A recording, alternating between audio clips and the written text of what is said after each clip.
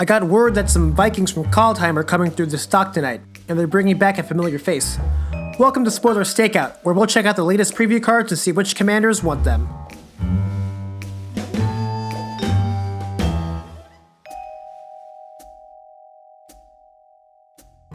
We have a new commander in town. Valki may look like a god, but don't let him fool you. It's a modal double-face card that has a Planeswalker Tibalt on the back. Since one half of it is a legendary creature, you can use it as a commander. It'll have the color identity of black and red, since the Tibalt faces Rakdos. You'll be able to cast either side from the command zone, but commander attacks will be the same across both halves. The Valki half is a legendary god creature that lets you exile a card from each opponent's hand until it leaves, which scales great in commander. Then, you can pay X to make Valki copy a creature exiled this way, where X is that creature's converted mana cost. The Tibalt half lets you exile cards in various ways. He gets you an emblem that lets you cast cards that were exiled, but only for cards exiled of Tibalt's half.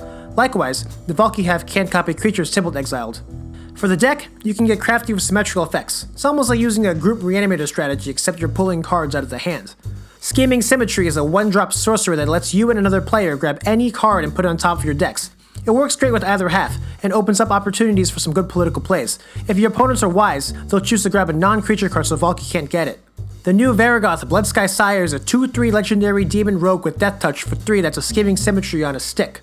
For 1 and a black, you can activate its Boast ability to let everyone grab a card from their deck and put it on top, but only once during the turn it attacked. If you hold up the mana, you can activate this ability at instant speed after it attacks, but before it's blocked and potentially destroyed. Of course, good opponents will go grab kill spells to get rid of Valki or Tibalt before you can use their exile abilities. To get around this, Imp's Mischief is a weird card that lets you misdirect a spell with a single target, for the price of its converted mana cost. Having this in your deck will make your opponents think twice about pulling the trigger on removing your commander. Reverberate lets you get around counterspells when you otherwise couldn't, and will at least let you threaten to take another card out if your opponents go for Valki.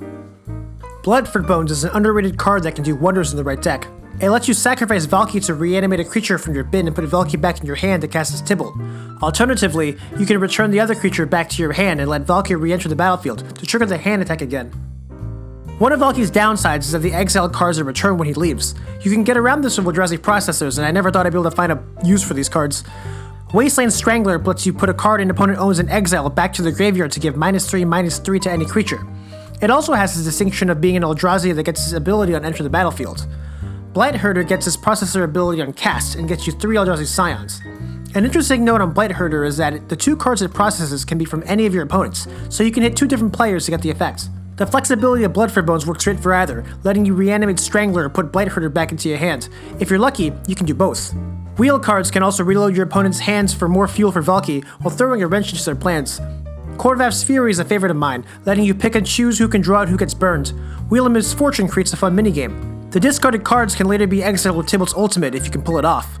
Tibalt is likely to come out in the later game due to his high cost. As a value engine, you can use cards like Sensei's Dividing Top or Isolated Watchtower to put away cards you don't want to exile. Lantern of Insight is a modern favorite that makes everyone play with the top card of their decks revealed. You can use this information to put away problematic cards before they enter your opponent's hands. Otherwise, Tibalt can be the answer to just about anything with his -3. Alright, that's the end of this spoiler stakeout. I've been the detective, investigating the decks the other planeswalkers don't play or won't. Tell me in the comments what cards you'd use with Valki and Tibalt. If you want to help me out, leave a like, ring that bell, and subscribe to Thraben Detective Agency for more spoiler stakeouts, deck dossiers, and case files. I'm also on Twitter if that's your thing, at MTGDetective. I was gonna make this show, all these shows in 2020, and it was gonna be great. But better late than never, huh?